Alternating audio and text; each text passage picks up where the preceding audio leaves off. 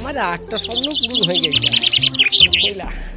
ছোট্টবেলা থেকে আমার বহুত ইচ্ছা ছিল যে আমি রাজস্থান যাবো, রাজস্থান রাজস্থান রাজস্থান যাবো। নাকি ওখানে বিশাল রোদ, বিশাল খাঁকা খাঁকা বলে বিশাল রোদ, মানুষে থাকতে পারে না। সেই আশাটা আমার আজকে পূরণ হয়ে গেছে। অলরেডি আমি আজকে রাজস্থানে প্রবেশ করে ফেলে দিয়েছি। আমাদের রাজস্থান চারিদিকটা শুধু ইয়েটা দেখো, ভিউটা দেখো কেমন। রাজস্থানে আমি ঢুকে গিয়েছি, আজকে আমি রাজস্থান চলে গেছি। আল্লাহ, এই করে কি মানুষ বাঁচি রে? হ্যাঁ, এমন একটা জায়গায় রয়েছি, শালা গ্রামে বাস করছি, মনে হচ্ছে শালা আমি রাজস্থান চলে গেছি।